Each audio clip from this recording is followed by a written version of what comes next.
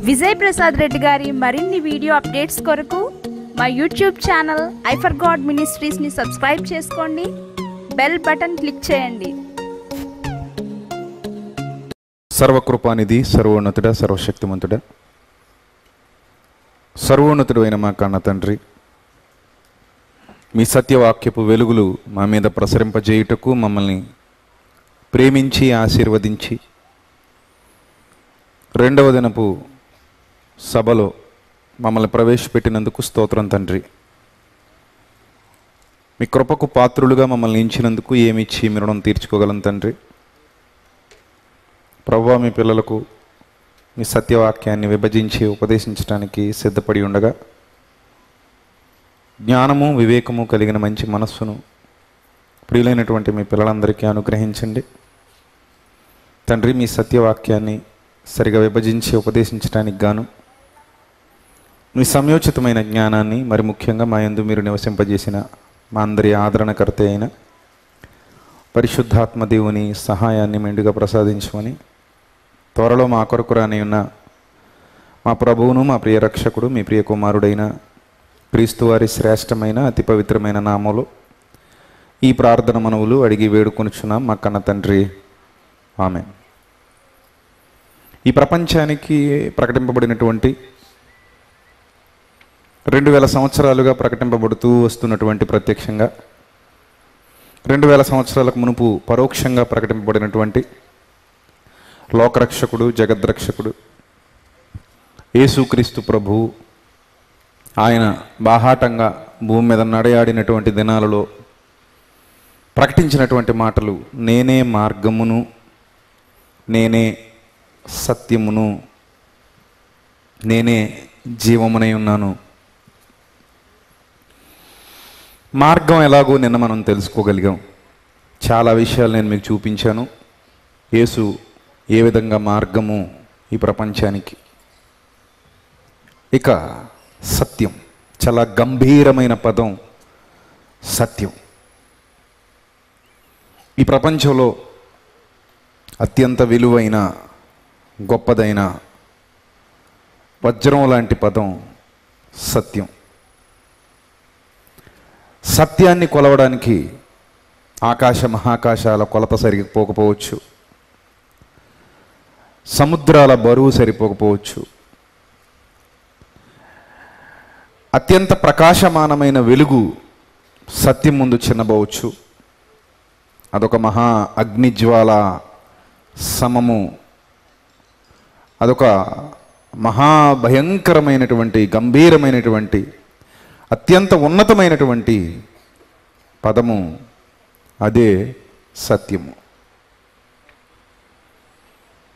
ఒకనాడు ఒక సామాన్య మానవునిగా అందరూ బంధించి ఒక దోషిగా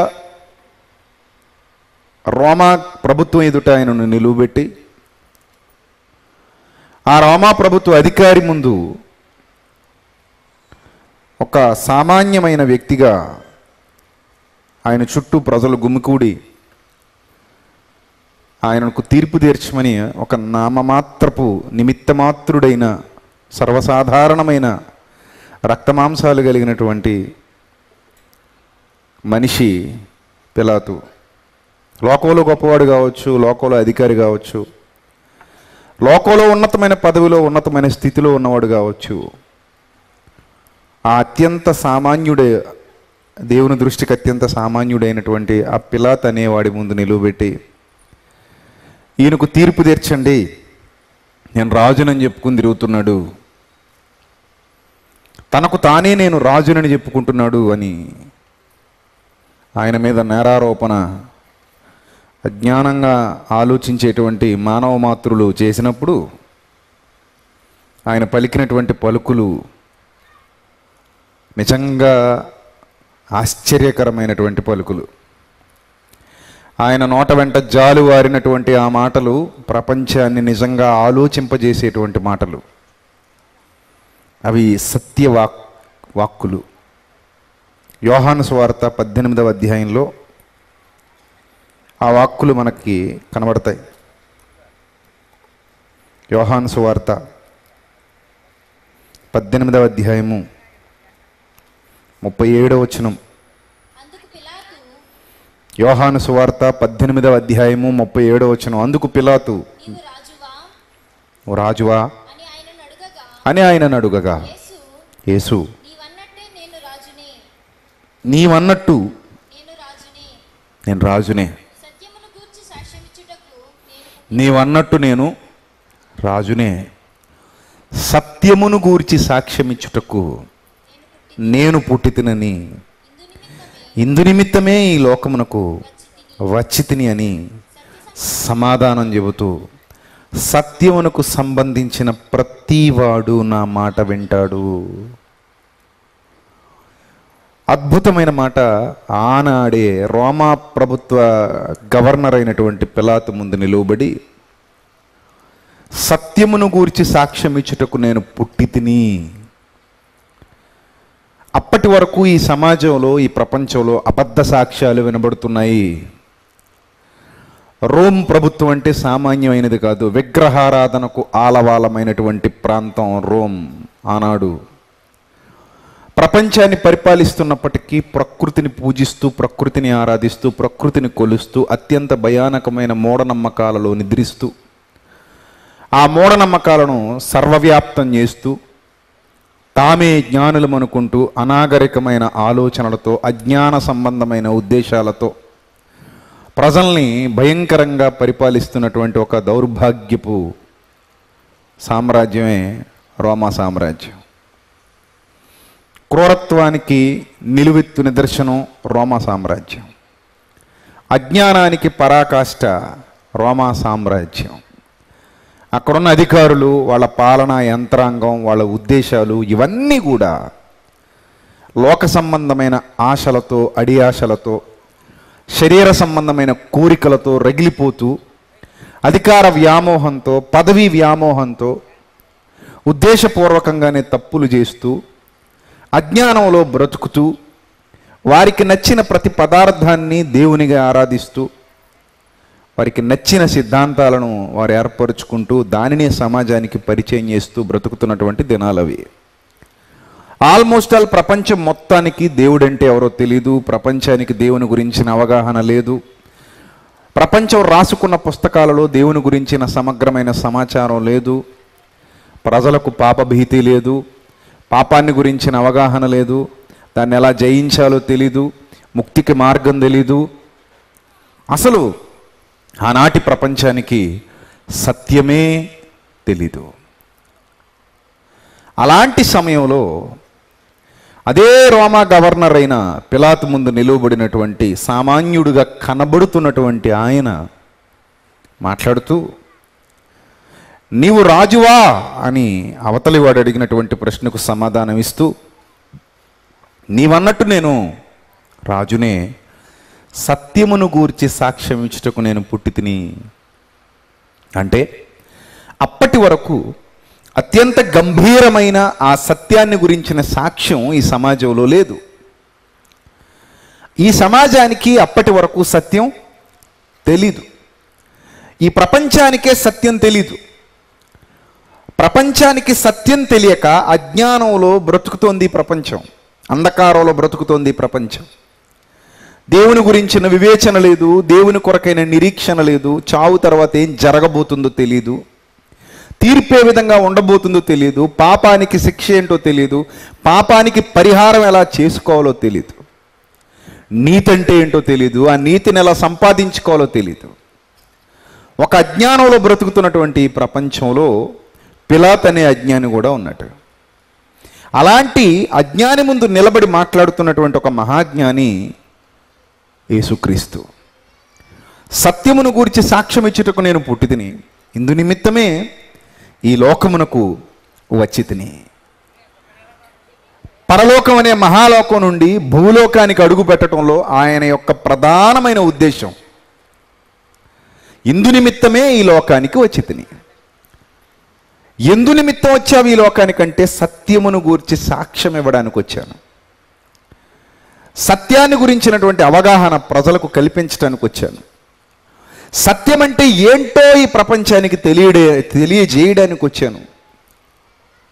సత్యాన్ని ఒక ముక్కలో చెప్పాలంటే ఈ ప్రపంచానికి చూపించడానికి వచ్చాను. అప్పుడు పిలాతు అంటాడు, సత్య సంబంధి అయిన ప్రతివాడు నా మాట నమ్ముతాడు, సత్య సంబంధి కానివాడు నా మాట నమ్మడు. అబద్ధాన్ని ఆశ్రయించిన వాడు, అబద్ధాన్ని మాత్రమే ప్రేమించేవాడు ఇప్పుడు సత్యాన్ని నమ్మడు. చెవిటోడు ముందు శంఖం ఊదినట్టే. చెవిటోడు ముందు నువ్వు ఎంత గట్టిగా శంఖం ఊదినా వాడు అస్సలు పట్టించుకోడు. ఎందుకంటే వాడికి చెవి వినబడదు కనుక. అలాగే అబద్ధాన్ని మాత్రమే నమ్మేవాడికి నువ్వు సత్యం ఎంత పరిచయం చేసినా, సత్యాన్ని గురించి నువ్వు వాడి ముందు ఎంత మాట్లాడినా, సత్యాన్ని గురించి వాడికి ఎంత వినిపించినా ప్రయోజనం లేదు. ఎందుకంటే వాడు కూడా అసత్యాన్ని మాత్రమే నమ్ముతాడు తప్ప సత్యాన్ని నమ్మడు. ఇక్కడ మీరు జాగ్రత్తగా గమనిస్తే రోమా గవర్నర్గా ఉన్నటువంటి పిలాతుకి సత్యం అంటే ఏంటో తెలీదు. ఏమని అడుగుతున్నాడంటే, అందుకు పిలాతు సత్యమనగా ఏమిటి అని ఆయనతో చెప్పెను. పిలాతు ఏమంటున్నాడు? సత్యమనగా ఏమిటి? రోమా ప్రభుత్వ గవర్నర్కే సత్యం అంటే ఏమిటో తెలీదు. అందుకే క్వశ్చన్ మార్క్. అతనికే కాదు, లోకాధికారులకు, ప్రపంచాధినేతలకు, దేశాధినేతలకు, మంత్రులకు, ప్రధానమంత్రులకు, పాలక పక్షంలో అధికార పక్షంలో ఉన్న అనేక మందికి, ఈరోజు ప్రపంచాన్ని శాసిస్తున్న ధనవంతులకి, ప్రపంచాన్ని పరిపాలిస్తున్నటువంటి పరిపాలకులకి సత్యం అంటే ఏమిటో తెలీదు. నాట నుండి నేటి వరకు సత్యం అంటే ఏమిటో తెలియని గుంపే ఎక్కువ. అందుకే పిలాతుకి సత్యం గురించి తెలియకుండా ఉంటుందా అని మనం అనుకోవచ్చు. ఎందుకంటే మనం పదవిని చూసి జ్ఞానవంతుడు అనుకుంటాం, ధనాన్ని చూసి జ్ఞానవంతుడు అనుకుంటాం, అతడికున్న హోదా చూసి మనం ఏమనుకుంటాం? జ్ఞానవంతుడు అనుకుంటాం. ఈ సమాజం ఎప్పుడు కూడా ఒక వ్యక్తిని జ్ఞానవంతుడు అని అనుకోవాలంటే చాలా ధనవంతుడిగా కనబడాలి, చాలా రిచ్గా కనబడాలి, చాలా హోదాలో కనబడాలి, అధికార దర్పంతో కనబడాలి. అప్పుడు వీళ్ళు అనుకుంటారు, అమ్మో ఇతను చాలా జ్ఞానవంతుడు అనుకుంటారు. ఆ మధ్య ఒక ఎమ్మెల్యే గారు బీకాంలో ఏం చేశానన్నాడు, బీకాంలో ఏం చదివాను అన్నాడు, ఫిజిక్స్ చదివాను అన్నాడు. అతను ఏ స్థితిలో ఉన్నాడు? అప్పటికే ఎమ్మెల్యేగా ఉన్నాడు. అంటే ఒక నియోజకవర్గాన్ని పరిపాలించేవానికి, ఏమండి, ఒక మంత్రిగా ఉన్నవానికి, ఒక ముఖ్యమంత్రిగా ఉన్నవానికి, ఒక మెంబర్ ఆఫ్ పార్లమెంట్గా ఉన్నవానికి, లేదా ప్రధానమంత్రి హోదాలో ఉన్నవానికి, గొప్ప స్థాయిలో ఉన్నవానికి సత్యం తెలుసు, జ్ఞానం తెలుసు అని మనం అనుకోవడం అవివేకం సుమా. ఎందుకంటే పిలాతు ఒక పెద్ద అధికారి, గొప్ప అధికారి. ఒక గొప్ప అధికారికి ఏం తెలీదు? సత్యం తెలీదు. కాబట్టి సత్యం తెలిసిన వారు ఎక్కువ మంది ఉన్నారనుకోవడం మన వివేకం. సత్యానికి కొలమానం వారు ధరించుకున్నటువంటి వస్త్రాలు కాదు, వారు చూపిస్తున్నటువంటి ఆడంబరాలు కాదు, వారు చేస్తున్నటువంటి పనులు కాదు, వారు మాట్లాడుతున్నటువంటి మాటలు కాదు. సత్యము అనేది సత్య సంబంధి మాత్రమే కనుగొనగలిగేది. అందుకే సత్య సంబంధి అయిన ప్రతివాడు నా మాట నమ్మును, నా మాట వినును. సత్య సంబంధి కానివాడు నా మాట వినడు, నా మాట నమ్మడు. సత్యం అంటే ఏంటి అని అడుగుతుంటే ప్రభువు మాట్లాడలేదు. ఇక ప్రభు ఎందుకు మాట్లాడలేదంటే, పిలాతు అసత్య సంబంధి, అసత్యమును మాత్రమే నమ్మేవాడు, అసత్యంలో మాత్రమే కాలం గడుపుతున్నవాడు. ఆనాటి రోమా ప్రభుత్వానికి ప్రకృతే దైవం. సూర్యుడిని ఆరాధించేవారు, ప్రకృతిని ఆరాధించేవారు, ప్రకృతిలో ఉన్నటువంటి ప్రతి పదార్థాన్ని ఆరాధించేవారు. వారు సృష్టించుకున్నటువంటి కల్పితాలనే నిజమైన దేవుళ్ళుగా భావించి ఆరాధించేటువంటి రోమన్లు వాళ్ళ సంస్కృతి. ప్రపంచ చరిత్రను అధ్యయనం చేసిన ప్రతి ఒక్కరికి తెలుస్తుంది. వాళ్ళకున్నన్ని ఆచారాలు కానీ వాళ్ళకున్నన్ని మూఢనమ్మకాలు కానీ ఎవ్వరికీ లేవు. ప్రకృతి ఆరాధికులు, దైవం కూడా వారి చెప్పు చేతల్లో ఉండాలనుకునేవారు, దైవాన్ని కూడా వారు బంధించగలరు అనే నమ్మకాలు కలిగిన వారు, దైవాన్ని అవసరమైతే వాళ్ళ ఇంటికి కూడా రప్పించుకోగలమనే స్థాయి నమ్మకాల్లో బ్రతుకుతున్న వాళ్ళు, దైవం వాళ్ళ చేతి పనిగా భావించి దైవాన్నే తాము సృష్టించగలము అనే భ్రమలో బ్రతుకుతున్న వాళ్ళే రోమన్లు. అలా బ్రతుకుతున్నటువంటి రోమన్ల మధ్యలో ఆ పిలాతు ముందు నిలువబడి సత్యమును గురించి సాక్ష్యం ఇచ్చుటకు నేను పుట్టితిని, అందుకే ఈ లోకానికి వచ్చాను అని అన్నప్పుడు ఆ అజ్ఞానంలో నుంచి వచ్చినటువంటి ప్రశ్నే సత్యం అనగా ఏమిటి అని.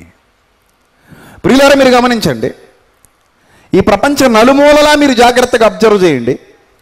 ప్రపంచ నలుమూలల మానవాళి అత్యధికంగా నమ్ముతున్నది సత్యాన్న అసత్యాన్న అంటే అసత్యాన్నే. ప్రపంచ నలుమూలల అనేక మంది ప్రజలు వారి యొక్క జీవితాలలో సత్యానికి చోటిచ్చారా? సత్య సంబంధులుగా ఉన్నారా? సత్యాన్నే గౌరవిస్తున్నారా? సత్యం కొరకు బ్రతుకుతున్నారా? సత్యాన్ని నమ్మగలిగారా? సత్యము ఏనాటికైనా జయిస్తుంది అనే విశ్వాసంతో ఉన్నారా అని అంటే లేరు. దేని మీద వాళ్ళకి నమ్మకం అంటే అసత్యం మీద, అబద్ధం మీద. అసత్యం మీద, అబద్ధం మీద ఎక్కువ కాన్సన్ట్రేషన్ చేసేటువంటి ప్రజలు సత్యం మీద ఎందుకో కాన్సన్ట్రేషన్ చేయలేరు. సత్యాన్ని సులువుగా నమ్మరు, కానీ అసత్యాన్ని చాలా సులువుగా నమ్ముతారు, చాలా తొందరగా నమ్ముతారు. అసత్యానికి పోటెత్తి వెళ్ళిపోతారు, సత్యానికి మాత్రం అస్సలు కదిలిరారు. అసత్యం కొరకైతే కుటుంబాలతో సహా పరుగులు తీస్తారు, సత్యం కొరకు మాత్రం ఒక్కడు కూడా గడప దాటి బయటికి రాలేరు. ఇది సత్యానికి అసత్యానికి ఉన్న తేడా. సులువుగా ఆకర్షించేది అసత్యం, కఠినంగా ఉండేది సత్యం. సులువుగా ఆకర్షించే అసత్యానికే మనిషి తొందరగా కనెక్ట్ అవుతాడు, కఠినంగా ఉండే సత్యానికి మాత్రం మనిషి తొందరగా కనెక్ట్ కాలేడు. ఒకవేళ కనెక్ట్ అవుతున్నాడు అని అంటే అతడు నిజంగా సత్య సంబంధి. అదే ప్రభు చెబుతున్నారు, సత్య సంబంధి అయిన ప్రతివాడు నా మాట వింటాడు, సత్య సంబంధి కానివాడు నా మాట వినడు. ఒకసారి ఈ అసత్యం ఎలా ఉంటుందో ఒక్కసారి మనం అదే దైవ గ్రంథంలో చూడగలిగితే ప్రియులరా, యోహాను గారు రాసినటువంటి మొదటి పత్రిక 2వ అధ్యాయము 21వ వచనం. యోహాను గారు రాసినటువంటి మొదటి పత్రిక 2వ అధ్యాయము 21వ వచనం. మీరు సత్యమెరిగిన వారైనందున నేను వ్రాయలేదు గాని మీరు దానిని ఎరిగి ఉన్నందులను ఏ అబద్ధమును సత్య సంబంధమైనది కాదని ఎరిగి ఉన్నందును మీకు వ్రాయిచున్నాను అన్నాడు. ఏ అబద్ధమును ఏం కదట, సత్య సంబంధమైనది కాదు అని ఎరిగి ఉన్నందున మీకు వ్రాయిచున్నాను.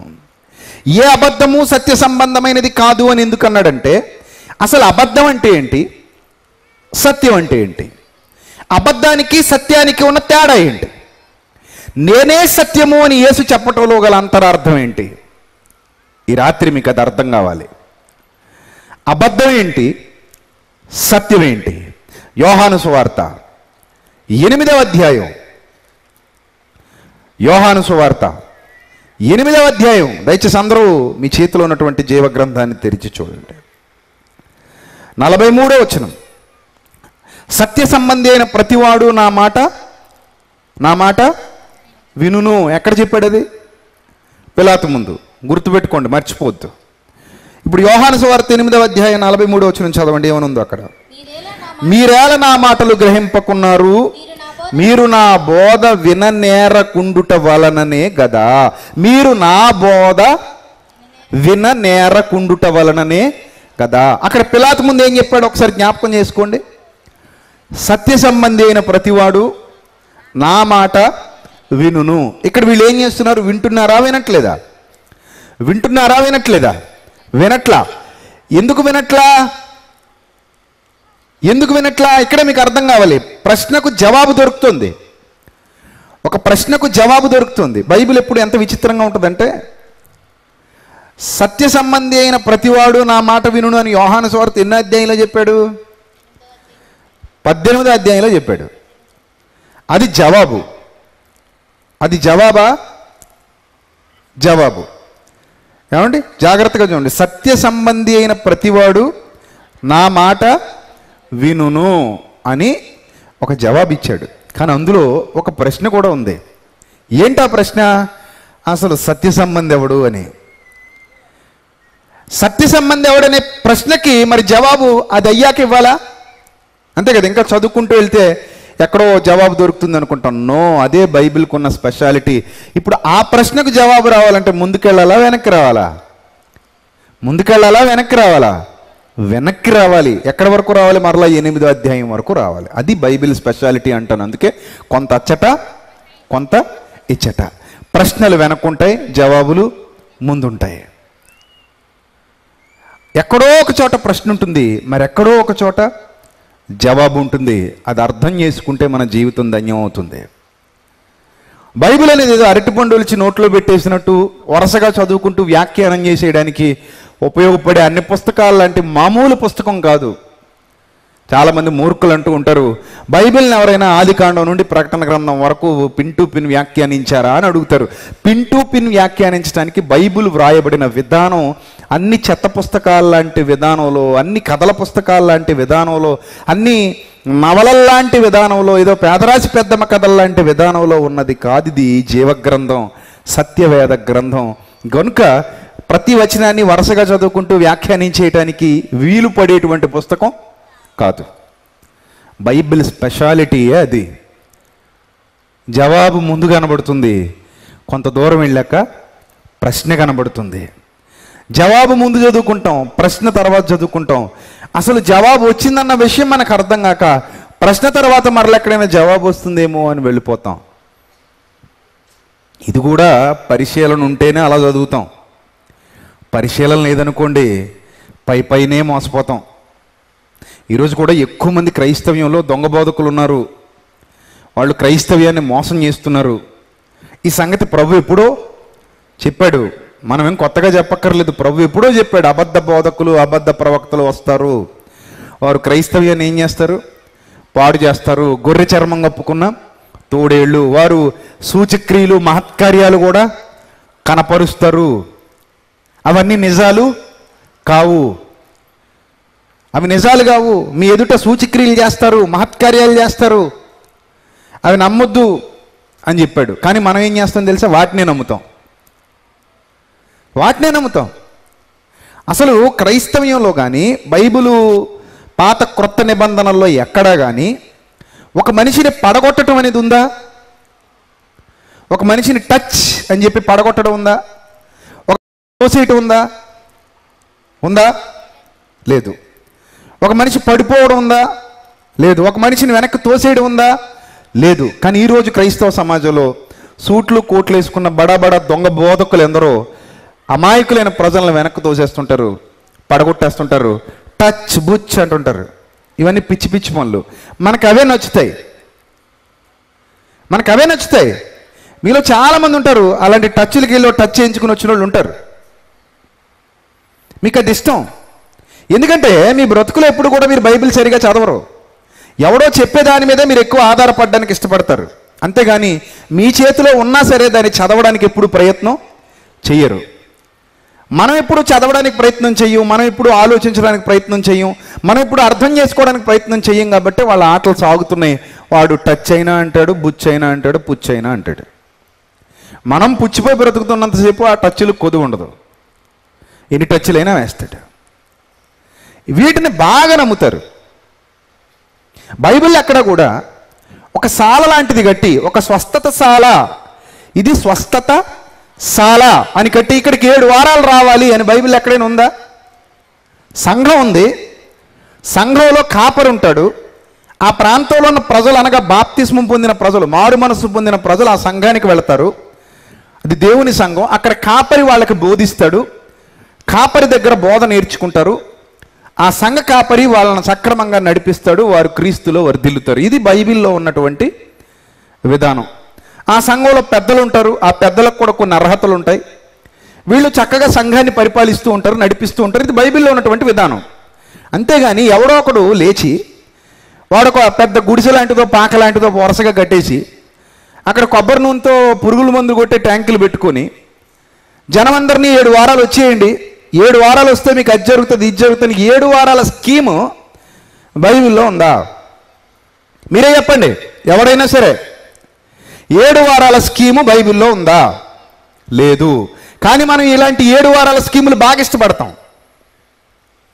మన సంఘ కాపరి మనకు సరిపోడు, మన సంఘ కాపరి చెప్పే వాక్యం మనకు సరిపోదు, మన చేతిలో ఉన్న బైబిల్ మనకు అర్థం కాదు. ఎవడో గొట్టంగాడు 7 వారాలు రమ్మంటే ఎగేసుకెళ్ళిపోతాం. అక్కడ జరగకపోయినా ఏవైనా ఏ పరిస్థితిలో ఉన్నా సరే మనం నమ్ముతాం. మన దగ్గర ఉన్న డబ్బులు మొత్తం తీసుకెళ్ళి దారపోసేస్తాం. ఎందుకంటే ఇది కూడా స్కీము. నువ్వు రూపాయి ఇస్తే నీకు 10 రూపాయలు ఇస్తాడనే ఆఫర్ ఉంటుంది అక్కడ. బంపర్ ఆఫరు, మనకు బాగా నచ్చుతుంది ఇలాంటి ఆఫర్లు. నువ్వు రూపాయి ఇస్తే 10 రూపాయలు ఇస్తాడు. స్థానిక సంఘ కాపరి ఆకలితో చచ్చిపోతున్నా వాడు సత్యం చెప్పేవాడైనా సరే వాడిని అస్సలు పట్టించుకోరు. ఎందుకంటే ఇక్కడ ఆఫర్ లేదు. లేకపోతే వీడు కూడా అలాంటి ఆఫర్లు పెట్టాలి. అంటే ఎక్కువ శాతం మనుషులు అబద్ధాలకే ఆకర్షింపబడుతున్నారు. బైబిల్ అదే చెప్పింది, అనేకులు మోసపోతారు అని చెప్పింది. ప్రభు ఏం చెప్పాడు? అనేకులు మోసపోతారు, అనేకులు మోసపోతారు. మోసం చేసేవాళ్ళు ఎంతమంది ఉంటారంటే అనేకులు అని చెప్పింది బైబిల్. ఈరోజు అదే జరుగుతుంది, అదే జరుగుతుంది. అబద్ధం ఏలుబడి చేస్తుంది, అబద్ధం రాజ్యం చేస్తుంది, అబద్ధం. లోకంలో ఏ అబద్ధాలు అయితే ఉన్నాయో ఆ అబద్ధాలకే విలువ ఎక్కువ, సత్యానికి విలువ లేదు, సత్యానికి విలువ లేదు. కానీ గుర్తుపెట్టుకోండి, సత్యమే జయిస్తుంది ఎప్పటికైనా. సత్యానికి విలువ లేకపోవచ్చు, సత్యానికి చిత్కారాలు ఎదురుగావచ్చు, సత్యానికి అవమానాలు ఎదురుగావచ్చు, సత్యాన్ని అందరూ తృణీకరించవచ్చు, సత్యానికి జనబలం లేకపోవచ్చు, సత్యానికి ధనబలం లేకపోవచ్చు, సత్యం చాలా మందికి రుచిగా ఉండకపోవచ్చు, సత్యం అయిష్టంగా కనబడుతుండొచ్చు. కానీ ఏదో ఒకరోజు గెలిచేది మాత్రం సత్యమే. అసత్యం అందంగా ఉన్నా గెలవదు, అసత్యం వేళ్ళూనికి పోయినా దాని ప్రాబల్యం కొంతవరకే, అది ఎత్తుకు ఎదగలేదు. మోసం మోసమే, అబద్ధం అబద్ధమే. జాగ్రత్తగా గ్రంథాన్ని గమనిస్తుంటే మీరు నా బోధ విననేరకుండుట వలననే కదా మీరు మీ తండ్రి యగు అపవాది సంబంధులు మీ తండ్రి దురాశలు నెరవేర్చగోరుచున్నారు అన్నాడు. మీరు మీ తండ్రి యగు అపవాది సంబంధులు మీ తండ్రి దురాశలు నెరవేర్చగోరుచున్నారు. ఆది నుండి వాడు నరహంతకుడై ఉండి సత్యమందు నిలిచినవాడు కాడు. వాడి దగ్గర నుంచే అసత్యం పుట్టింది. అందుకే అంటున్నాడు చూడండి, వాడు అబద్ధమాడునప్పుడు తన స్వభావం అనుసరించి ఏ మాటలాడును, వాడు అబద్ధికుడును అబద్ధానికి తండ్రి అన్నాడు. దేనికి తండ్రి? అబద్ధానికి తండ్రి, అబద్ధమునకు జనకుడు అన్నాడు. అబద్ధమునకు జనకుడు. అసలు ఒక అబద్ధాన్ని పుట్టించేవాడు అపవాది, ఒక అబద్ధాన్ని ప్రచురం చేసేవాడు అపవాది. ఒక అబద్ధాన్ని అనగా సత్యము కాని ప్రతిదీ అబద్ధమే. సత్య సంబంధి అయిన ప్రతివాడు సత్యాన్ని నమ్ముతాడు, సత్యాన్ని వింటాడు. సత్య సంబంధి కానివాడు సత్యాన్ని వినడు, అసత్యాన్నే వింటాడు. ఏ అబద్ధము సత్య సంబంధమైనది కాదు, ఏ అబద్ధము సత్య సంబంధమైనది కాదు. అబద్ధానికి జనకుడు అపవాది. ఇంతకీ అబద్ధం అంటే ఏంటో మనకు అర్థమైంది, అబద్ధానికి జనకుడు ఎవరో కూడా మనకి అర్థమైంది. ప్రతి అబద్ధము సాతాను సంబంధమైనదే, అపవాది సంబంధమైనదే అని మనకు అర్థమైంది. మరి సత్యం అంటే ఏంటి? పిలాతు ప్రశ్నగానే మిగిలిపోయింది. పిలాతు అడిగినటువంటి ప్రశ్నగానే మిగిలిపోయింది. అదెక్కడ అంటే యోహాను సువార్త 18వ అధ్యాయం కదా, 37వ వచనం కదా పిలాతు అడిగిన ప్రశ్న. సత్యమనగా ఏమిటి? ఇప్పుడు జవాబు కావాలి మనకి. వెనక్కి వెళ్ళాలా ముందుకు వెళ్ళాలా? మీరు చెప్పండి. వెనక్కి వెళ్ళాలా? ఆ ప్రశ్నను దాటి ముందుకు వెనక్కి చదువుకుంటూ వెళ్ళాలా, ముందుకు చదువుకుంటూ రావాలా? ఎలా చదవాలి అంటే 19వ అధ్యాయం వైపుకి వెళ్ళాలా, 17వ అధ్యాయం వైపుకి వెళ్ళాలా చెప్పాలి. 17వ అధ్యాయమా? 17వ అధ్యాయమా? మరి ఎన్నో అధ్యాయం? 19దా? యోహాను సువార్త 17వ అధ్యాయం 17వ వచనం. ప్రశ్న ఎక్కడుంది? ముందుంది. మరలా జవాబు ఎక్కడికి వస్తుంది? వెనక్కి వస్తుంది. That is Bible. ఇలా చాలా ఉన్నాయి, మీకు చూపించాలంటే 1, 2 కావు. ముందు జవాబులు చదివేసుకుంటాం, తర్వాత ప్రశ్నలు వస్తుంటాయి. అందుకే మనకి సరిగా అర్థం కాదు. ఈ విషయం తెలియక బైబిల్ చాలామందికి అర్థం కాక కన్ఫ్యూజ్ అయిపోతూ ఉంటారు. ఎవడేది చెప్పినా సత్యమేలే అని నమ్ముతుంటారు. ఎవడేది చెప్పినా, ముఖ్యంగా క్రైస్తవుల్లో అమాయకులు ఏ టైప్ అంటే, నాలాంటి వాడు ఎవడో నిలబడి ఒకరిని పడగొట్టాడు అనుకోండి, మీరు కింద కూర్చుని ఏమనుకుంటారంటే, అయ్యి బాబాయ్ అయ్యగారు పడగొట్టాడంటే వాడు పడ్డాడంటే అయ్యగారి దగ్గర శక్తి లేకుండా వాడు పడతాడా? వాడు పడ్డాడంటే అయ్యగారి దగ్గర ఏదో శక్తి ఉంది. ఆ శక్తి ఉండబట్టే కదా ఇక్కడ టచ్ అంటే పడిపోతున్నాడు, కింద పడి గిలగిల కొట్టేసుకుంటున్నాడు. ఇది సత్యమే కదా అని మీరు అనుకుంటారు అమాయక ప్రజలు. కానీ సత్య సంబంధులు ఎలా ఆలోచిస్తారంటే, ఇప్పుడు వీడు టచ్ అన్నప్పుడు పడ్డాడు అంటే ఇది బైబిల్లో ఎక్కడో ఉండాలి కదా, అంతే కదా, బైబిల్లో ఉంటేనే కదా వాడు చేస్తాడు అక్కడ. సో బైబిల్లో ఎక్కడా లేనిది వీడు చేస్తున్నాడంటే ఇది సత్య సంబంధమైనదా అసత్య సంబంధమైనదా అని ఆలోచిస్తాడు. అసలు ఈ పడగొట్టే ప్రక్రియ, ఈ పడగొట్టే స్కీము అపోస్తలులు ఎక్కడైనా చేశారా? ఇంకా సత్య సంబంధం ఇంకా లోతుగా ఏం ఆలోచిస్తాడంటే, పడగొట్టడం అనేది ఎవరికి నిదర్శనం? దేవునికా దయ్యానికా? అందంగా ఇల్లు కట్టుకున్నావు, నన్ను ఓపెనింగ్కి రమ్మన్నావు, వస్తూ గుణపం తీసుకుని వచ్చాను అనుకో,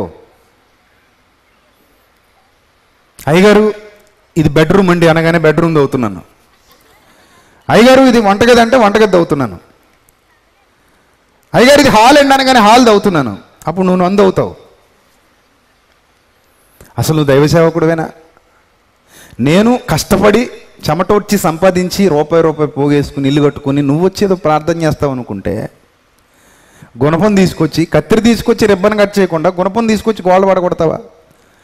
అంటే అమ్మా పడగొడితే ఆశీర్వాదం అమ్మా అంటాను నేను. అప్పుడు నువ్వేమంటావు? అయితే అయ్యగారు పడగొట్టేయండి అంటావా? చెప్పు మరి పడగొడితే ఆశీర్వాదం కాదా? పడగొడితే ఆశీర్వాదం అని ఎంతమంది ఒప్పుకుంటారు? రండి ఇక్కడికి వచ్చి నిలబడండి, నేను కూడా పడగొడతా. ఇక్కడ బల్లేస్తే ఇంకా మంచిది, కొంచెం హైట్ పెరుగుతుంది. పైనుంచి పడితే బాగుంటుంది, తలకాయ 4 చెక్కలు అవుతుంది, గొడవ వదిలిపోద్ది. అంతే కదా మరి. పడగొడితే ఆశీర్వాదం అమ్మా అని నేను అంటాను. అప్పుడు ఎవడో వస్తాడు, వాడు అంటాడు పడగొడితే ఆశీర్వాదం కాదు, పడిపోయిన వాడిని నిలబెడితేనే ఆశీర్వాదం. ఈ కామన్ సెన్స్ మనకి ఇన్నాళ్ళు ఉందా? మరి ఇప్పుడేమో బాగానే చెప్పేస్తున్నాం, మరి ఇన్నాళ్ళు ఉందా? పడగొట్టే వాళ్ళ దగ్గరికి వెళ్ళి మనము పడగొట్టించుకున్నాం కదా. మీలో కూడా పడగొట్టించుకున్న వాళ్ళు ఉండే ఉంటారు కదా, లేరా? ఉంటారు. చాలామంది వెళ్ళి అయ్యగారు నన్ను పడగొట్టేయండి బాబు, నన్ను తోసేయండి వెనక్కి అని పనిగట్టుకు తోయించుకుని మరి వచ్చిన వాళ్ళు ఉంటారు. ఒకవేళ వాడు తొయ్యకపోయినా సరే నేను రెడీ అండి పడిపోవడానికి, మీరు అలా అనండి సార్లు నేను పడిపోతాను, నేను ఆల్రెడీ ఫిక్స్ అయ్యొచ్చా. అందులో ఏదో కిక్ ఉందని నేను అనుకుంటున్నాను, అదేదో భక్తి అని నేను అనుకుంటున్నాను. అది ఒక రకంగా అలవాటు పడిపోవడం అంటారు. గుడికి వెళ్ళిన ప్రతి వాడు తలంచి శటకోపం పెట్టించుకుని వచ్చేస్తుంటాడు, కొబ్బరికాయ కొడుతుంటాడు. అది హిందువుల ఆచారం కదా, వాళ్ళంతే. గుడికి వెళ్తుంటారా, కొబ్బరికాయ కొడతారు, అగరత్తులు వెలిగిస్తారు, ఇలా అనగానే కళ్ళు కద్దుకుంటారు, తీర్థం మోస్తారు, ఇలా చేతులు పెడతారు, తాగుతారు, నెత్తి మీద ఇలా అనుకుంటారు, వస్తారు. అది అలవాటు అయిపోద్ది కొన్నాళ్ళకి. మీరు కూడా అంతే, వెళ్ళారు, ఇలా నిలబడ్డారు, వాడు ఇలా అన్నాడు, పడిపోయారు, వచ్చేసారు, అలవాటు అయిపోయింది. ఇంకంతే, అది క్రమం. ఇంకది అది క్రమం బ్రదర్. దాన్ని ఇంక అందరూ క్రమక్రమంగా అలా ఏమైపోవాలి, ఫాలో అయిపోవాలి. అంతే, ఆ క్రమాన్ని మనం అందరూ ఏమైపోవాలి, ఫాలో అయిపోవాలన్నట్టు పడగొట్టించుకుంటారు, వచ్చేస్తారు. కానీ ఎవ్వడు బుర్రనోడు ఎవ్వడు పడిపోవటమా దేవుని పని నిలబెట్టడమా? నిజంగా పరిశుద్ధాత్ముడు పడగొడతాడా నిలబెడతాడా? పడిపోయిన వారిని నిలబెట్టుటకే కదా పరిశుద్ధాత్ముడు ఉన్నాడు. పడిపోయిన వారిని నిలబెట్టుటకు పరిశుద్ధాత్ముడు ఉంటే పడగొట్టుటకని మనం ఎలా అనుకుంటున్నాం? అదే సత్యానికి అసత్యానికి ఉన్న తేడా. మరలా చెప్తున్నాను, సత్యాన్ని నమ్మడం అంత ఈజీ కాదు, సత్యాన్ని గ్రహించడం కూడా అంత ఈజీ కాదు. సత్య సంబంధి అయిన వాడు మాత్రమే ఆయన మాట వింటాడు. అసత్య సంబంధి ఎంత చెప్పు ఆయన మాట వినడు. ఇంతకీ సత్యమనగా ఏమిటి? సత్యమనగా ఏమిటి? యోహాను సువార్త 17వ అధ్యాయము 17వ వచనం.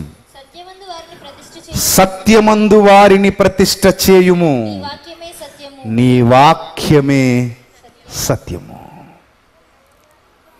సత్యమందు వారిని ప్రతిష్ఠ చేయుము, నీ వాక్యమే సత్యము. నీ వాక్యమే సత్యము. సత్యం అంటే వాక్యం, వాక్యం అంటే క్రీస్తు. ఆది యందు వాక్యం ఉండెను, వాక్యము దేవుని యొద్ద ఉండెను, ఆ వాక్యము దేవుడై ఉండెను. అదే వాక్యము శరీరధారిగా కృపా సత్య సంపూర్ణుడుగా మన మధ్య నివసించెను. సత్యము అబద్ధము కానిది, అబద్ధము కానిది సత్యము. దేవుని సంబంధమైనది సత్యము, ఆత్మ సంబంధమైనది సత్యము, వాక్యమే సత్యము. సాతాను సంబంధమైన ప్రతిదీ అబద్ధము, అసత్యము. ఈ ప్రపంచంలో కల్పితాలన్నీ సాతాను సంబంధమైనవే. మానవుని మట్టి మెదడులో నుండి పుట్టి గ్రంథస్థం చేయబడిన ప్రతిదీ సాతాను సంబంధమైనది. పుస్తకములు అధికముగా రచింపబడును అన్నాడు సొలొమోను మాట్లాడుతూ. పుస్తకములు అధికముగా రచింపబడును. ఈరోజు ఎన్నో అధికమైన పుస్తకాలు, ఎన్నో అసందర్భ ప్రేలాపనలు, ఎన్నో భయంకరమైనటువంటి మార్గాలు. వాటన్నిటిలో కనబడుతున్నది సత్యమా అంటే కాదు. దేవుడొక్కడే అని ప్రపంచం అంతా ఒప్పుకుంటుంది. కానీ ఈరోజు ప్రపంచంలో మనుషుల కంటే దేవుళ్ళ సంఖ్య ఎక్కువగా ఉంది. కోటాను కోట్ల మంది దేవుళ్ళు ఉన్నారు. అందరూ సత్యమేనా? అన్నీ సత్యమేనా? కాదే, ఒక్కటే సత్యం. కోటాను కోట్ల మంది దేవుళ్ళు సత్యం కాదు, కోటాను కోట్ల గ్రంథాలు సత్యం కాదు. అందులో ఏ ఒక్కటో ఒకటే సత్యం. అన్నీ ఒకటే అనే మాట కూడా సత్యం. అన్నీ ఒకటే అనే మాట సత్యం, అన్నీ ఒకటి కాదు. అన్నీ ఒకటే. మనం పెట్టుకున్నాం అంతే. అంటే నువ్వు పెట్టుకున్నది సత్యం ఎలా అవుతుంది? నిన్ను పెట్టింది సత్యం అవుతుంది, అంతేగా? నువ్వు పెట్టుకున్నది సత్యం కాదుగా, నిన్ను నిలబెట్టిందే సత్యం. నువ్వు సృష్టించినది సత్యం కాదుగా, నిన్ను సృష్టించిందే సత్యం. ఉదాహరణకి చెబుతా. మానవుడు తనను తాను చూసుకుని తనలాంటి బొమ్మలు ఎన్నో చేసుకున్నాడు అందంగా. అందులో పిల్లలు ఆడుకుంటారు, పెళ్ళి కొడుకు బొమ్మలు ఉంటాయి, పెళ్ళి కూతురు బొమ్మలు ఉంటాయి, పొట్టోళ్ళు బొమ్మలు ఉంటాయి, మగ బొమ్మలు ఉంటాయి, ఆడబొమ్మలు ఉంటాయి, పూల బొమ్మలు ఉంటాయి, కుక్క బొమ్మలు ఉంటాయి, నక్క బొమ్మలు ఉంటాయి, కారు బొమ్మలు ఉంటాయి, విమానం బొమ్మలు కూడా ఉంటాయి. కానీ మానవుడు చేసుకున్న, తనను తాను చూసుకుని అద్దంలో చూసుకుని చేసుకున్న ప్రతి బొమ్మ అబద్ధమే. పెళ్ళి కొడుకు అబద్ధం, పెళ్ళి కూతురు అబద్ధం. ఇంకా గట్టిగా మాట్లాడితే తాటాకు మొక్కకు కూడా పైటేసి ఇది పెళ్లి కూతురని దానికి ఒక బొగ్గ చొక్క పెట్టి, దానికి ఒక బొట్టు పెట్టి, కళ్ళు పెట్టి, నోరు పెట్టి, ముక్కు పెట్టి, ఇదేమో చిన్న పాత పీలికి గొట్ట ఒకటి తెచ్చి చింపేసి దానికి పైటేసి దానికి చుట్టూ కట్టి దానికి ఒక గౌనేసి ఇదిగో పెళ్లి కూతురు. పెళ్లి కొడుకు ఎక్కడ ఉన్నాడు? వాడికి ఒక పంచి కట్టి ఆ తాటాకు ముక్కకి చిన్న చొక్క కూడా కుట్టించి ఆడికి కూడా చిన్న బొట్టు పెట్టి ఆడికి కూడా చిన్న కళ్ళు పెట్టి నోరు పెట్టి ముక్కు పెట్టి ఇదిగో పెళ్లి కొడుకు. ఇదెవరు? పెళ్లి కూతురు. ఈ పెళ్లి కొడుక్కి పెళ్లి కూతురికి పెళ్ళి. అక్కడ మళ్ళీ చిన్నపాటి భోజనాల కార్యక్రమం, అంటే విందు కూడా ఉంది. మరి ఇది నిజమా అబద్ధమా? ఇంకో చిన్న తాటాకు ముక్క పుడద్దా రెండింటికి? పుడద్దా? ఆ రెండు తాటాకుల్ని పక్కన పెడితే ఇంకో చిన్న తాటాకు ముక్క పుడద్దా? పుట్టదు కదా. అంతా అబద్ధం. కానీ ఈ అబద్ధాన్ని మనం ఏం చేస్తామంటే చక్కగా గొప్పగా పిల్లలు ఎలాగైతే ఆడుకుంటారో, పిలుపులాటలు ఆడుకునే పిల్లకాయలు అంటాడు, పిలుపులాటలు ఆడుకునే పిల్లకాయలు అంటాడు బైబిల్లో. అలాంటి పిల్లల మాదిరిగా మనం ఎన్నో బొమ్మలు చేసాం. మొన్న మహేష్ బాబుది మైనం బొమ్మ చేశారట, తీసుకొచ్చి హైదరాబాద్లో పెట్టారు. అచ్చి మహేష్ బాబులాగే ఉన్నాడు. మహేష్ బాబు తెలుసు కదా మీకు? ఎందుకు తెలీదు? మహేష్ బాబు బొమ్మ అచ్చం ఎలా ఉన్నాడు? అచ్చం మహేష్ బాబులాగా ఉన్నాడు. అతను అక్కడ కూర్చోబెట్టి ఈయనేమో తెల్ల చొక్క వేసుకొచ్చాడు, టీవీలో చూపించారు. ఆయనేమో నల్ల చొక్కాతో ఉన్నాడు. ఆ బొమ్మ చేసిన వాళ్ళు అక్కడ పెద్ద ఇంటర్వ్యూ, మొత్తం జనాలు అందరూ వచ్చారు, టీవీ మీడియా అంతా వచ్చింది, ప్రశ్నలు అడుగుతున్నారు. ఈ మహేష్ బాబు కొడుకు కూతురు ఆ బొమ్మ చుట్టూ ప్రదక్షిణలు చేస్తున్నారు, మా నాన్నగారులాగా ఉన్నాడని. అప్పుడు ఆ నమ్రత శిరోద్కర్ ఉంది కదా, ఆవిడ నాకు ఇక మీద ఇద్దరు మహేష్ బాబులు అంటుంది. ఇంతకీ ఒక మహేష్ బాబు అబద్ధం, ఒక మహేష్ బాబే నిజం. ఈ మహేష్ బాబు తిండు, ఈ మహేష్ బాబు మాట్లాడు, ఈ మహేష్ బాబు ఊపిరి తీసుకోడు, ఈ మహేష్ బాబు వెండో, అంటే కళ్ళుండి చూడ్డు, నోరుండి పలకడో, చెవులుండి వినడో, చేతులుండి ఊపడో, కాళ్ళుండి కదలడు. ఎలా ఉన్నాడో అలాగే ఉంటాడు. ఇంకా ఆ మధ్య ప్రభాస్ది ఒకటి చేశారు అలాగే. ఆ మధ్య దీపికా పదుకునే అనే బాలీవుడ్ హీరోయిన్ ఒకటి చేశారు. ఇంకా చాలామంది చేశారు, నాకు ఇంకా కొన్నే తెలుసు. వీళ్ళు సేమ్ అదే ఆకారాన్ని చూపించడానికి మైనంతో అందంగా మైన బొమ్మలు తయారు చేసి పెడతారు. అంతవరకే. అలాంటి మహేష్ బాబుని ఇంకోటి తయారు చేయొచ్చుగా, ఎక్కువ సినిమాలు తీయొచ్చు, ఇంకా ఎక్కువ డబ్బులు సంపాదించవచ్చు. అదే ఆకారంలో ఉన్న ఇంకొకరిని పుట్టించవచ్చుగా, ఇంకొకరిని తయారు చేయొచ్చుగా. మానవుని సృష్టి అబద్ధం, దేవుని సృష్టి సత్యం. మానవుడు చేసింది, మానవుడు కల్పించింది అసత్యం. దేవుడు కల్పించింది, దేవుడు నిర్మించింది, దేవుడు సృష్టించిందే సత్యం. సత్యం శాశ్వతం, అసత్యం అశాశ్వతం. సత్యం దృఢమైనది, అసత్యం అదృఢమైనది. సత్యం స్థిరమైనది, అసత్యం అస్థిరమైనది. సత్యం శాశ్వత కాలం నిలిచి ఉంటుంది, అసత్యం కొంతకాలమే ఏలుబడి చేస్తుంది. ఇలా మానవులు భూమి మీద సృష్టించుకున్న అసత్యాలు, చీకట్లు, అబద్ధాలు అన్నిన్ని కావు. ప్రపంచం ఈనాడు ఆ అబద్ధాలని నిజమనే నమ్ముతోంది. ఆ అబద్ధం కోసం ప్రాణం ఇవ్వడానికి కూడా చాలామంది సిద్ధంగా ఉన్నారు. ఆ అబద్ధాన్ని ఆరాధిస్తున్న వారు చాలామంది ఉన్నారు. ఆ అబద్ధాన్ని గౌరవిస్తున్న వాళ్ళు చాలామంది ఉన్నారు. ఆ అబద్ధాన్ని పూజిస్తున్న వాళ్ళు చాలామంది ఉన్నారు. ఆ అబద్ధాన్ని ప్రేమిస్తున్న వాళ్ళు చాలామంది ఉన్నారు. ఆ అసత్యానికి కట్టుబడిన వాళ్ళు చాలామంది ఉన్నారు. ఆ అసత్యాన్ని కొలిచేవాళ్ళు కూడా ప్రపంచంలో చాలామంది ఉన్నారు. వాళ్ళందరూ సత్యాన్ని నమ్మేవారు కారు, వాళ్ళందరూ సత్య సంబంధులు కారు, వారందరూ సత్యాన్ని వినుటకు ఇష్టపడేవారు కారు. ప్రపంచం అంతా అసత్యం, అసత్యం, అసత్యం. యేసుక్రీస్తు భూమి మీద కాలు పెట్టే సమయానికి ఎన్ని అసత్యాలు ఆయన కళ్ళబడ్డాయో, ఎన్ని అసత్యాలను ఆయన చూస్తున్నాడో, ఎన్ని అసత్యాలను ఈ ప్రజలు నమ్ముతున్నారో, ఎంత అసత్యాన్ని ప్రజలు స్వీకరిస్తూ గౌరవిస్తూ బ్రతుకుతున్నారో. వాళ్ళకి తెలియని దానిని తెలిసినట్టుగా ఆరాధిస్తున్నారు.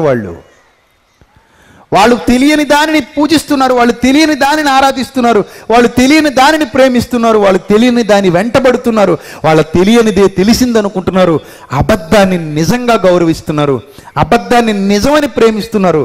అబద్ధాన్ని తరతరాలుగా నమ్మడం వలన ఆ అబద్ధం వాళ్ళ మట్టి మెదడులో నిజంగా మారిపోయి వాళ్ళను ఒక భ్రమకు గురి చేసేసింది. వాళ్ళు ఇప్పుడు ఆ అబద్ధాన్నే నిజమని నమ్మే పరిస్థితికి వెళ్ళిపోయారు. యేసుక్రీస్తు కాలంలో కూడా ఇలాంటి వాళ్ళు చాలామంది ఉన్నారు. వాళ్ళ మనోనేత్రాలు వెలిగింపబడలేదు, వాళ్ళ మనోనేత్రాలు తెరువబడలేదు. వాళ్ళకున్న అజ్ఞానమే జ్ఞానంగా కనబడుతోంది. చూడండి యోహాను సువార్త 8వ అధ్యాయము, అదే యోహాను సువార్త 8వ అధ్యాయము 31వ వచనం. కాబట్టి యేసు తనను నమ్మిన యూదులతో, మీరు నా వాక్యమందు నిలిచిన వారైతే, మీరు నా వాక్యమందు అనగా సత్యమందు, నా వాక్యమందు అనగా సత్యమందు నిలిచిన వారైతే నిజముగా నాకు శిష్యులై ఉండి సత్యమును గ్రహించెదరు అన్నాడు. అప్పుడు సత్యము మిమ్మల్ని స్వతంత్రులుగా చేస్తుంది అని చెప్పాడు. నిజం, అబద్ధం మనల్ని బందీలుగా చేసేసింది, కానీ సత్యం మనల్ని ఏం చేస్తుంది? స్వతంత్రులుగా చేస్తుంది. ఒక అబద్ధంలో మనం ఎన్నాళ్ళు ఉన్నా సరే దానికి మనం బందీల క్రిందే లెక్క. ఒక అబద్ధంలో మీరు ఎన్నాళ్ళు ఉంటే అన్నాళ్ళు కూడా అబద్ధానికి మీరెవరు? బందీలే. కానీ ఎప్పుడైతే అబద్ధంలో నుండి సత్యులకు వస్తారో, ఎప్పుడైతే చీకట్లో నుండి వెలుగులకు వస్తారో, అప్పుడు మీరు స్వతంత్రులు అవుతారు. ఉదాహరణకి మిమ్మల్ని ఒక చీకటి కొట్టులో బంధించాం, ఒక అతిపెద్ద చీకటి కొట్టులో బంధించాం అనుకోండి. ఆ అతిపెద్ద చీకటి కొట్టులో అన్నీ ఉండొచ్చు. ఫ్రిడ్జ్ ఉండొచ్చు, టీవీ ఉండొచ్చు, గ్రైండర్ ఉండొచ్చు, మిక్సీ ఉండొచ్చు, బెడ్ ఉండొచ్చు, కుర్చీ ఉండొచ్చు, అక్వేరియం ఉండొచ్చు, వాటర్ ప్లాంట్ ఉండొచ్చు, ఇంకా చాలా ఉండొచ్చు. బీరువాలు ఉండొచ్చు, బల్లలు ఉండొచ్చు, అద్దాలు ఉండొచ్చు, షోకేసులు ఉండొచ్చు, ఎన్నో ఉండొచ్చు. వెండి ఉండొచ్చు, బంగారం ఉండొచ్చు, డబ్బులు ఉండొచ్చు, నెక్లెస్లు ఉండొచ్చు, ఎన్నో. కానీ మీరున్నది ఎక్కడ? చీకటి కొట్లు. అవేవి మీకు కనబడవు. సో మీరు తాకుతున్నది ఏదో మీకు తెలీదు, ఎందుకంటే అంతకుముందు దాంతో మీకు పరిచయం లేదు. దాన్ని మీరు గ్రహించలేరు, దాన్ని మీరు అర్థం చేసుకోలేరు, దాన్ని బట్టి మీరు అతిశయించలేరు, దాన్ని బట్టి మీరు ఆనందించలేరు, ఎందుకంటే మీరు చీకట్లో ఉన్నారు, మీ కళ్ళు మీకు కనబడవు. అప్పుడు ఆ చీకట్లో ఉన్న మీకు ఆ చీకటే సర్వస్వం, ఆ చీకటే ప్రాపకం, ఆ చీకటే ప్రపంచం, ఆ చీకటే లోకం. ఎంతకాలం మీరు ఆ చీకట్లో ఉంటారో అంతకాలం కూడా మీరు దాన్ని దీన్ని తన్నుకొని పడిపోతూ ఉంటారు. పడిపోయినా కూడా మీకు అర్థం కాదు, ఎందుకంటే మీ బ్రతుకెప్పుడు చీకటే, మీ ఆలోచనలు ఎప్పుడు చీకటే. ఆ చీకట్లో ఉన్నవాడు ఎప్పటికైనా ఇంకా చీకట్లోనే ఉంటాడు. ఆ చీకట్లో ఏం జరిగినా వాడికి అర్థం కాదు. ఆ చీకటి వాడి కన్నులకు గుడ్డితనం కలుగజేస్తుంది. తాను ఎక్కడికి పోవచ్చున్నాడో తాను ఎరగడు. ఒకరోజు ఒక స్నేహితుడింటికి ఒక గుడ్డివాడు వెళ్ళాడు. బాగా పొద్దుపోయింది, ఇంటికి బయలుదేరతాను అన్నాడు. అప్పుడు ఆ స్నేహితుడు అన్నాడు, ఇదిగో దీపం తీసుకొచ్చాను, ఇది చేత్తో పట్టుకుని బయలుదేరు. నీకు త్రోవ తెలుసు అంటున్నావు కదా, జాగ్రత్తగా వెళ్ళు. ఏదోలా వెళతానంటున్నావు కదా, జాగ్రత్తగా వెళ్ళు. నీకు తెలుసు అంటున్నావు కదా, తడుముకుని వెళ్ళిపోతానంటున్నావు కదా, కర్ర తీసుకొచ్చావు కదా, ఒక చేత్తో కర్ర పట్టుకో, ఒక చేత్తో ఈ దీపం పట్టుకో, జాగ్రత్తగా వెళ్ళని గుడ్డివాడి చేతికి ఇస్తే, గుడ్డివాడు అంటున్నాడు, నాకు పగలైనా రాత్రైనా నా ముందున్నది ఒక్కటే చీకటి. మరి అలాంటి చీకటి ఉన్నప్పుడు ఈ దీపం వల్ల నాకు ప్రయోజనం ఏంటి? ఈ దీపం తీసుకుని వెళ్ళి నాకు ప్రయోజనం ఏంటి? నాకు అవసరం లేదన్నాడు. అప్పుడు స్నేహితుడు అన్నాడు, దీపం నీకు ప్రయోజనం కాదు, నీ ముందు వచ్చేవాడెవడు నిన్ను గుద్దేయకుండా వాడికి ప్రయోజనం. వాడు నిన్ను గుద్దేయకుండా ఈ దీపం చేత్తో పట్టుకుని వెళ్ళు, నీకు తెలిసిన త్రోవలో వెళ్తానంటున్నావుగా వెళ్ళు అన్నాడు. సో అలా వెళుతూ ఉన్నాడు. ఒకడు వచ్చాడు, గట్టిగా గుద్దేశాడు. గుద్దేస్తే ఈ గుడ్డివాడు అంటున్నాడు, ఏమయ్యా నాకంటే కళ్ళు లేవు, నా చేతిలో దీపం ఉందిగా, నా చేతిలో దీపం ఉన్నప్పుడు అది చూసైనా నువ్వు నన్ను తప్పించుకుని పోవాలి, కానీ నన్నెందుకు గుద్దావయ్యా నువ్వు? నా పళ్ళు ఊడిపోయేలా గుద్దేశావు, నన్నెందుకు గుద్దావు నువ్వు అని దెబ్బలాడుతుంటే అవతల వాడు అంటున్నాడు, అయ్యా నీ చేతిలో దీపం ఉంది నిజమే, కానీ అది ఆరిపోయింది. అది ఎక్కడ ఆరిపోయిందో ఆరిపోయింది నువ్వు వచ్చే త్రోవలో. సో నీ దీపం నాకు కనబడలేదు, నువ్వు నాకు కనబడలేదు. నాకు కళ్ళున్నాయి, కానీ ఈ చీకట్లో నువ్వు నేను ఒకటే. ఆ దీపం నీ చేతిలో ఉన్నా ఒకటే, ఆరిపోయిన దీపం లేకపోయినా ఒకటే, మన ఇద్దరం ఒకటే. నువ్వు కళ్ళు ఉన్న గుడ్డోడివి, నేనేమో కళ్ళు లేని గుడ్డోడిని. ఇద్దరు గుడ్డోళ్ళమే. చూసారా? ఇది రోజు ప్రపంచ పరిస్థితి. యేసుక్రీస్తు కాలానికి ప్రపంచ పరిస్థితి అలాగే ఉంది. గుడ్డితనంలో కాలం గడుపుతున్నారు. జ్ఞానం లేదు, బ్రతుకు విలువ తెలీదు, ఎలా బ్రతకాలో తెలీదు, ఎందుకు పుట్టారో తెలీదు, ఎందుకు బతకాలో తెలీదు, ఎలా బతకాలో తెలీదు, చనిపోతే ఎక్కడికి వెళతారో తెలీదు, తీర్పు ఏం జరగబోతుందో తెలీదు, చేసిన పాపపు క్రియలకు ప్రాయశ్చిత్తం ఎలా చేసుకోవాలో తెలీదు, దేవుడంటే ఏంటో, ఆ దేవుడి భూమి మీదకి మనల్ని ఎందుకు పంపించాడో, మరణానంతరం ఎలాంటి తీర్పు జరగబోతుందో, ఏ విధంగా దేవుడు ప్రతి మానవుడికి తన క్రియలను బట్టి తీర్పు తీర్చబోతున్నాడో అర్థం కాక అజ్ఞానంలో కాలం గడుపుతూ వాళ్ళు తయారు చేసుకున్న వాటికి బలులు సమర్పించుకుంటూ, ఆ బలులే వాళ్ళకి ఏదో మేలు చేస్తుంది అనుకుంటూ వాళ్ళ ఆలోచనలన్నీ భూసంబంధమైనవిగా మలుచుకొని ఏమి తిందుమా, ఏమి తాగుదుమా, ఏమి ధరించుకుందుమా, ఏమి సంపాదించుకుందుమా, ఎలాగూ సుఖపడుదుమా, ఈ చిన్న జీవితంలో, ఈ మట్టి బొమ్మల బ్రతుకులో ఎలాంటి ఆనందాలను అనుభవిద్దాం, ఎలాంటి సంతోషాలను అనుభవిద్దాం, ఎలా పరుగెడదాం, ఎలా ఊగిసలాడదాం, ఎలా జీవిద్దాం, ఎలా ఆనందిద్దాం. ఇవే మానవుని బ్రతుకులో ప్రధానమైన అంశాలుగా మారిపోయాయి. కొందరికి పదవులు కావాలి, కొందరికి చదువులు కావాలి, కొందరికి ఆస్తులు కావాలి, కొందరికి అంతస్తులు కావాలి, కొందరికి ఉద్యోగాలు కావాలి, కొందరికి వ్యాపారాలు కావాలి, కొందరికి కీర్తి ప్రతిష్టలు కావాలి, కొందరికి శరీర సంబంధమైన ప్రతి సుఖభోగం కావాలి. ఇంతేనా జీవితం అంటే? ఇంతే అనుకున్నారు. కానీ దేవుడు పసిప్రాయాన్ని ఇచ్చాడు, బాల్యాన్ని ఇచ్చాడు, యవ్వనాన్ని ఇచ్చాడు, వృద్ధాప్యాన్ని ఇచ్చాడు, సమాధికి తీసుకెళ్తున్నాడు. తర్వాత దేవుని ఎదుట నువ్వు నిలబడాల్సిన పరిస్థితి వస్తుంది. అప్పుడు నిన్ను లెక్కడుగుతాడు. తీర్పులోనికి వెళ్ళాలి. తీర్పులో ప్రతి దానికి సమాధానం చెప్పాలి. నువ్వు మాట్లాడిన మాటకు కూడా లెక్క చెప్పాలి. ఇవేవి ఆనాటి ప్రపంచానికి తెలియవు. మరణానంతర జీవితం తెలీదు, మరణం తర్వాత ఏం జరగబోతుందో తెలీదు, మృతులకు పునరుద్ధానం ఎలా ఉండబోతుందో తెలీదు, శరీరం ఏం కాబోతుందో తెలీదు, ఆత్మ ఎక్కడికి వెళ్ళిపోతుందో తెలీదు. మరేం తెలుసు? మరేం తెలుసు అంటే వాళ్ళు సృష్టించుకున్న అబద్ధాలు మాత్రమే తెలుసు.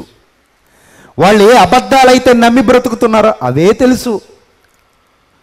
వాళ్ళ కళ్ళ ముందున్న అబద్ధాలే నిజాలనుకుని కొన్ని వందల వేల సంవత్సరాలు గడిపేసింది ప్రపంచం. నేటికి గడుపుతోంది అజ్ఞాన ప్రపంచం, నేటికి గడుపుతోంది. నేను చెప్పాను కదా మొన్న, సూర్యుడు ఒక నక్షత్రం.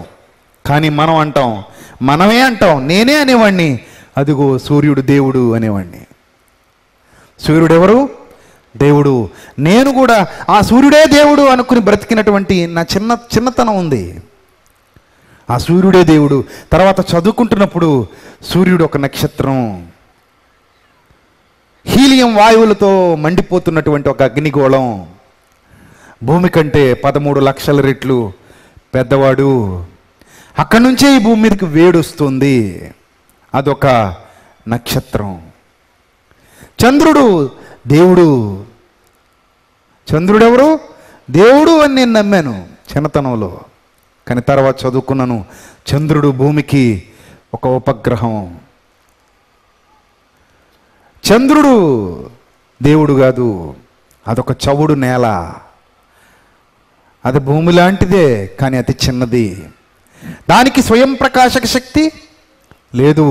సూర్యుని మీద నుండి వచ్చే కాంతి కిరణాలు దాని మీద పడటం వల్లే చంద్రుడు ప్రకాశిస్తూ ఉంటాడు. ఇవన్నీ చదువుకున్నప్పుడు, అరే నేను ఇన్నాళ్ళు నమ్మింది అబద్ధమా? సూర్యుడు దేవుడు కదా, చంద్రుడు దేవుడు కదా, మరి నేను విన్న కథలన్నీ అబద్ధాలేనా? సూర్యుడంటే మామూలు మానవుడు అనుకున్నాను. నాలాంటి మానవుడు, అది పురుషుడు, అతడు కూడా సంసారాలు చేస్తాడు, అతడికి కూడా కోరికలు ఉంటాయి. అమ్మాయిల్ని చూసినప్పుడు అతను కూడా నన్ను పెళ్ళాడతావా అని అడుగుతాడు. ఇవన్నీ అబద్ధాలా? నిజాలు కావా? సూర్యుడికి పిల్లలు ఉన్నారు కదా, చంద్రుడికి కూడా పిల్లలు ఉన్నారు కదా, అంటే వాళ్ళకున్న పిల్లలు కూడా అబద్ధాలేనా? నేను నమ్మినవన్నీ అబద్ధాలేనా? అబద్ధాలే, అబద్ధాలే.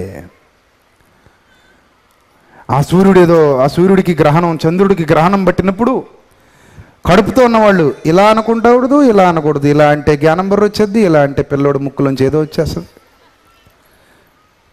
ఆ కిరణాలు పడకుండా లోపల కూర్చోండి అంటే ఒక అర్థం ఉంది. ఆ టైంలో పడే కిరణాలు పసిబిడ్డలకు, గర్భవతులకు మంచిది కాదు. కాబట్టి లోపల ఉండాలి. లోపల ఉండడమే కాదు, అసలు చెయ్యి కదపకు, దురదొస్తే గోక్కోకు, ముక్కు మీద దురదొస్తే ఇళ్ళ కూడా అనుకోవద్దు. అలా ఉండంతే, భరించేయి. మరి తేలు కొడితే ఏం చేస్తావు? పాంగరిస్తే ఏం చేస్తావు? మనిషి ఎన్నో అబద్ధాలని సృష్టించుకున్నాడు. ఆ అబద్ధాలకి ఇంకా అబద్ధాలని జోడించడం మొదలుపెట్టాడు. ఆ అబద్ధాలకి కథలు కలపడం మొదలుపెట్టాడు. ఆ అబద్ధాలని నమ్మడం మొదలుపెట్టాడు. అబద్ధాలని తన చేతులతో చెక్కడం మొదలుపెట్టాడు. అబద్ధాలని తన చేతులతో చేయడం మొదలుపెట్టాడు. ఆ చేసిన వాటికి అబద్ధపు చరిత్రలు రాయడం మొదలుపెట్టాడు. గ్రంథాలు గ్రంథాలు గ్రంథాలు గ్రంథాలు పేర్చుకుంటూ పోయాడు ప్రపంచవ్యాప్తంగా. అందులో ఎన్నో అబద్ధాలు చొప్పించేశాడు. ఈ అబద్ధాలన్నిటినీ అనేక మంది నమ్మడం ప్రారంభించారు. అలాంటి టైంలో భూమి మీదకి వచ్చిన వాడు యేసుక్రీస్తు. సృష్టికి పూర్వపు సంగతులు నాకు తెలుసు, సృష్టి తర్వాత జరగబోయే సంగతులు నాకు తెలుసు, సృష్టిలో ఏం జరగబోతుందో నాకు తెలుసు. సత్యమును గూర్చి సాక్ష్యం ఇవ్వడానికే ఈ లోకానికి వచ్చాను. పాప క్షమాపణ అంటే మీరు అనుకునేది కాదు, అదేంటో కూడా ఈ ప్రపంచానికి చెప్పడానికే నేను వచ్చాను. మానవుని జీవితం ఎలా ముగియబోతుందో, ఎక్కడికి వెళ్ళబోతుందో, తర్వాత జీవితం ఎలా ఉండబోతుందో ఇవన్నీ ఈ ప్రపంచానికి చెప్పడానికే వచ్చాను. ఆ సత్యాన్ని మీరు ఆశ్రయిస్తే ఆ సత్యం అనే జ్యోతి, జ్ఞానజ్యోతి మిమ్మల్ని స్వతంత్రులనుగా చేస్తుంది. అప్పటి వరకు మీరు బానిసత్వంలో ఉన్నట్టే. ఒక అబద్ధాన్ని నేను నమ్మినంత కాలం ఆ అబద్ధం అనే బానిసత్వంలో నేనున్నాను. ఒక అబద్ధాన్ని నేను ఆలోచించినంత కాలం, దానికి లోబడినంత కాలం ఆ అబద్ధపు చెరసాలలో నేను గడుపుతున్నాను. ఎప్పుడైతే ఆ అబద్ధం నుండి విముక్తి పొందుతానో, ఎప్పుడైతే ఆ అబద్ధాల కోటను కూల్చుకొని ఆ అబద్ధాల చీకటి గదిలో నుండి జ్ఞానమనే వెలుగులోనికి, సత్యమనే వెలుగులోనికి నేను ఆకర్షింపబడి బయటకు వస్తానో, ఎప్పుడైతే ఆ చీకటిలో నుండి నా మీద నీతి సూర్యుని వెలుగులు ప్రసరించి ఆ నీతి సూర్యుని వెలుగులోనికి నేను అడుగు పెడతానో, ఆ సత్యము నన్ను స్వతంత్రునిగా చేస్తుంది. అప్పటి వరకు నేను బానిసత్వంలోనే బ్రతుకుతాను. సత్యం నన్ను స్వతంత్రునిగా చేసేంత వరకు నా బ్రతుకు బానిసత్వపు సంకెళ్ళ క్రిందే నలిగిపోతోంది. ఆ సత్యం మిమ్మల్ని స్వతంత్రులుగా చేస్తోంది. అప్పుడు సత్యం మిమ్మల్ని స్వతంత్రులుగా చేయనని చెప్పగా వారంటున్నారు, మేము అబ్రహాము సంతానము, మేమెన్నడూను ఎవనికి దాసులమై ఉండలేదే, మీరు స్వతంత్రులుగా చేయబడుదురని ఎలా చెప్పుచున్నావని ఆయనతో అనిరి. అందుకు యేసు, పాపం చేసే ప్రతివాడు పాపానికి దాసుడు. పాపం ఎప్పుడు మిమ్మల్ని సత్యం వైపుకు నడిపించదు, అసత్యమే మిమ్మల్ని పాపం వైపుకు నడిపిస్తుంది. అసత్యం మిమ్మల్ని పాపం వైపుకు నడిపిస్తుంది. ఆజ్ఞాతిక్రమమే పాపం, అనగా సత్యాన్ని అతిక్రమించడమే పాపం. అసత్యం అనగా ఆజ్ఞల సమాహారం. ఆజ్ఞలన్నిటి సమాహారమే సత్యం. సత్యములో మిళితమై ఉన్నవే ఆజ్ఞలు. ఈ ఆజ్ఞలను అతిక్రమించుటే పాపం చేయుట.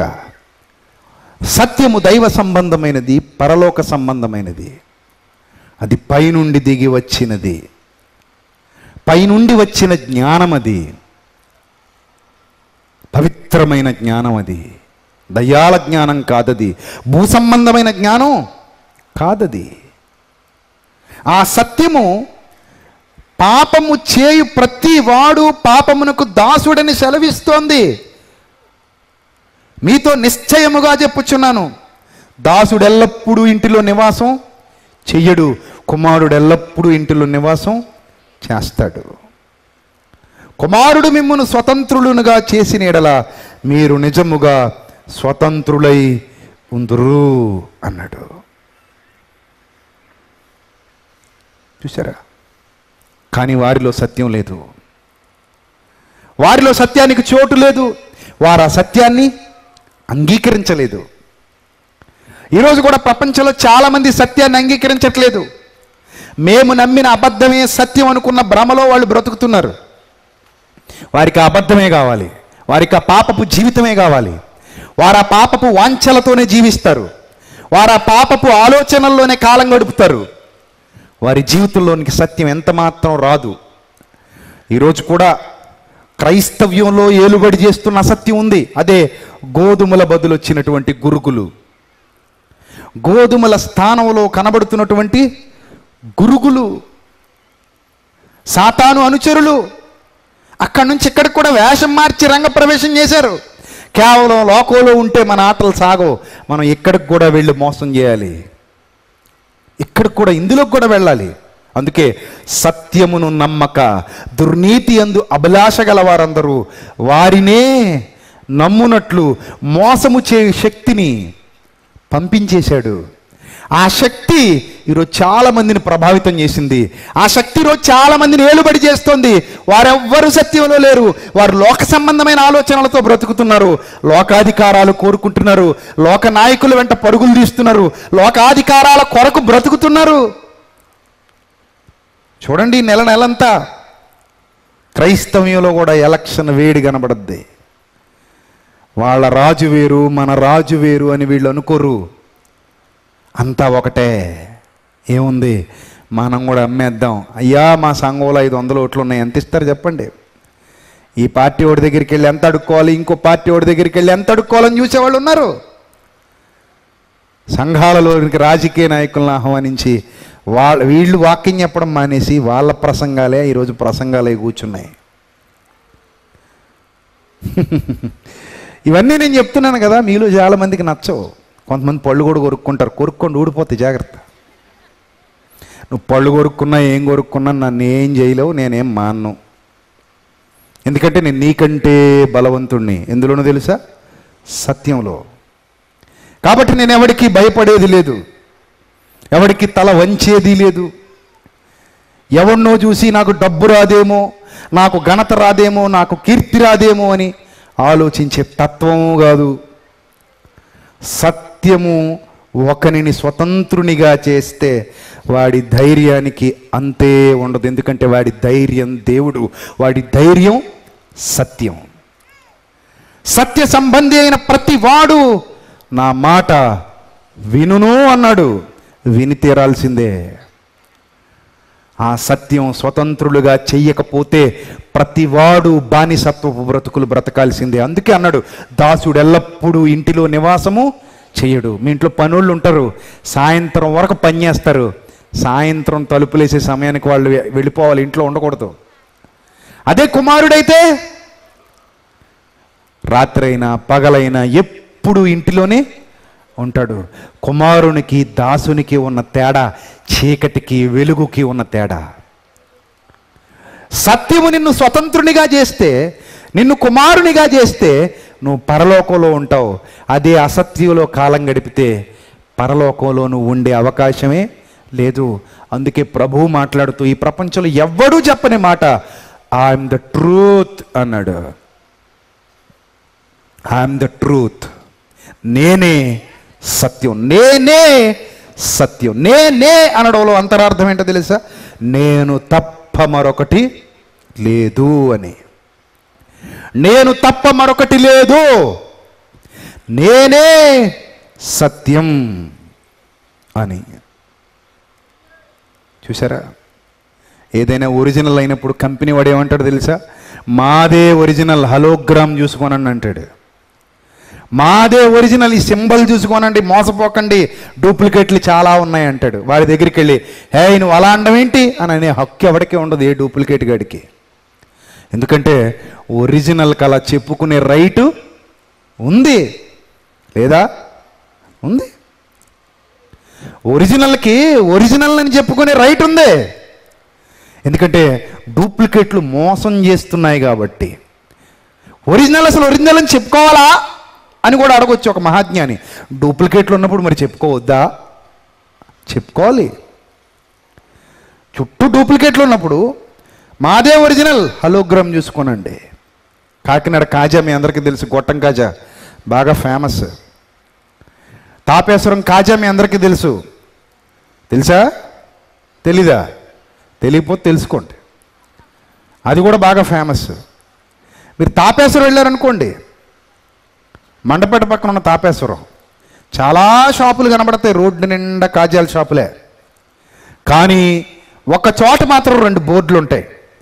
ఇదే ఎప్పుడో స్థాపించబడిన అసలు సిసలైన తాపేశ్వరం కాజా.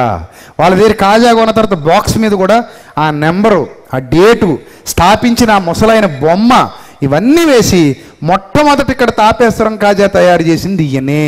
కాబట్టి ఇక్కడున్న మిగిలిన షాపులు చూసి మీరు మోసపోవద్దు, మీకు ఒరిజినల్గా కాజా కావాలంటే మా దగ్గరికి రండి అంటాడు. అప్పుడు మిగిలిన కొట్టినోళ్ళు వెళ్ళి నువ్వు ఎందుకు ఇలా రాశావు అని అడిగారు అనుకో, హక్కు ఉందా వాళ్ళకి? అడిగే హక్కు లేదు. మా దగ్గర మాత్రమే ఒరిజినల్ ఉంది అని చెప్తున్నారు వాళ్ళు. అది ఆఫ్టర్ ఆల్ కాజా. ఆడి దగ్గర తిన్నా కాజాయే, ఏడి దగ్గర తిన్నా కాజాయే. ఈడిదేదో కొంచెం రుచిగా ఉంటే ఉండొచ్చు, ఆడిదేదో కొంచెం రుచి తక్కువగా ఉంటే ఉండొచ్చు.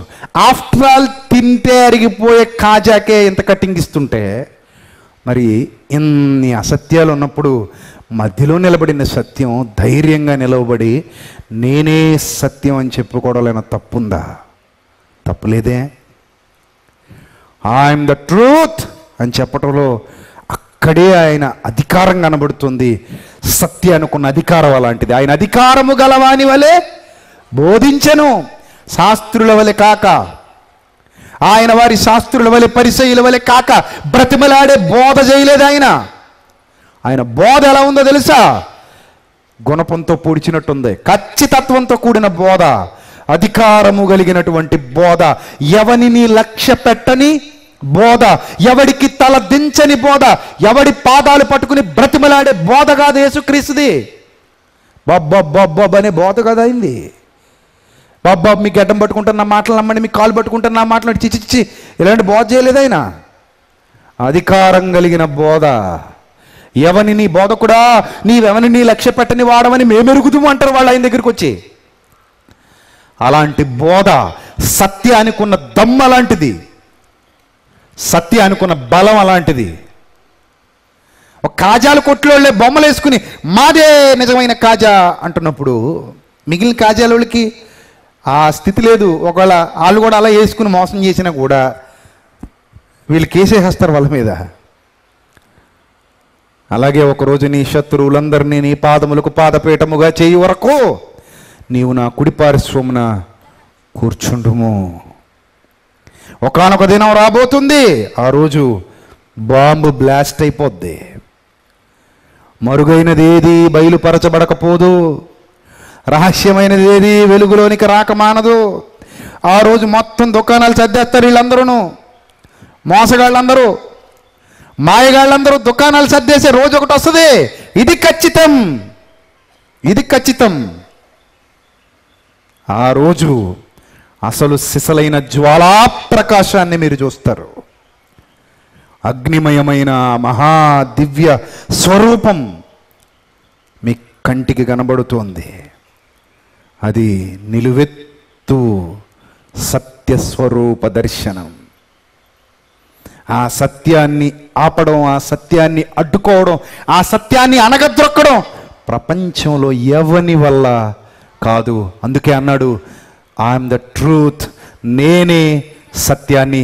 ఆకాశము క్రిందియబడిన మరి ఏ నామములోనూ మీకు రక్షణ కలగదు, ఒక్క యేసు నామములో తప్ప అన్న మాట మాట్లాడారంటే అంత దమ్ముంది అక్కడ. అది సత్యం అని చెప్పటానికి. కాబట్టి ప్రియులరా, నేనే మార్గము అన్నా, నేనే సత్యము అన్నా, ఆయన మాటల్లో అలాంటి అధికారం ఉంది. అది దైవ సంబంధమైన అధికారం. ఇది మీకు అర్థమైతే మీరు ధన్యులు, అర్థం కాకపోతే మీ ప్రాణాలకు మీరే ఉత్తరవాదులు. తలలు వంచండి, ప్రార్థన చేసుకుందాం. రేపటి దినాన మరో అంశాన్ని గురించి మరింత సవివరంగా మాట్లాడుకుందాం. క్రీస్తునందు మమ్మల్ని అధికముగా ప్రేమించిన మా కన్న తండ్రి, ఎంత గొప్ప మాటలు, ఎంత విలువైన మాటలు తండ్రి ఈరోజు మీరు మాకు అనుగ్రహించారు. అందుని బట్టి స్తోత్రం తండ్రి. విన్న వాక్యం మీ పిల్లల హృదయాల్లో, సత్య సంబంధులందరి హృదయాల్లో ఫలింపచేయండి. మీ మాట వినేవారు మీ పిల్లలు, మీ మాట వినని వారు చీకటి సంబంధులు, వారి హృదయాలు మీ చిత్తమైతే తెరువు చేయండి ప్రభువా. మీ కన్నులకు మరుగైనది ఏదీ లేదు ప్రభువా. మా జీవితాలు, మా ఆలోచనలు సమస్తము మీరు ఎరిగి ఉన్నారు. మీ బిడ్డల్ని మీ కృపలో బలపరచండి, భద్రపరచండి. మీ కృపా బాహుళ్యం చెప్పిన కరుణించండి, కనికరించండి. మీ సన్నిధి కాంతిలో, మీ సన్నిధాన వృత్తులుగా నిలువబెట్టి నడిపించమని, రేపు ముగింపు దినం చివరి మాటలు బలమైన మీ ఆత్మీయ మాటల్ని మాకు అందించమని, ఆత్మ సంబంధమైన మీ ఆలోచనకరమైన మాటలు మాకు అందించమని, మీ పిల్లలందరినీ సమకూర్చి వారితో సూటిగా మాట్లాడమని, వారిని మీ తట్టు తిప్పుకోమని క్రీస్తు నామంలో ఈ ప్రార్థన మనం అడిగి వేడుకొనుచున్నాం మా కన్న తండ్రి. ఆమెన్. అందరికీ వందనాలు.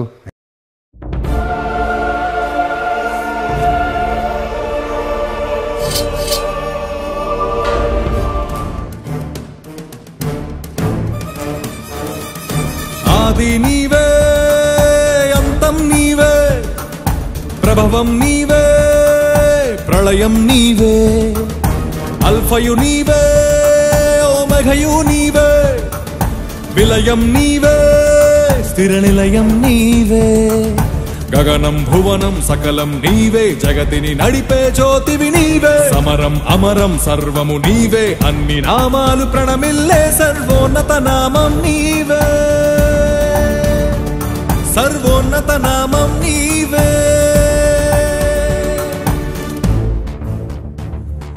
సర్వలోక న్యాయాధిపతి, సర్వలోక న్యాయాధిపతి, సర్వలోక న్యాయాధిపతి, సర్వలోక న్యాయాధిపతి, సర్వలోక న్యాయాధిపతి వాకిట నిలిచియున్నాడు. జనములందరికి ఫలమిచ్చుటకు తీర్పు తీర్చబోతున్నాడు. సర్వలోక న్యాయాధిపతి వాకిట నిలిచియున్నాడు. జనములందరికి ఫలమిచ్చుటకు తీర్పు తీర్చబోతున్నాడు. వేల దూతలతో బూరధ్వనులతో మేఘమండలము పైన యూదా గోత్రపు కదమ సింహముతో కదలి వస్తుంది సేన. క్రీస్తు న్యాయపీఠం ఎదుట ప్రత్యక్షం కావాలందరూ, క్రీస్తు న్యాయపీఠం ఎదుట ప్రత్యక్షం కావాలందరూ.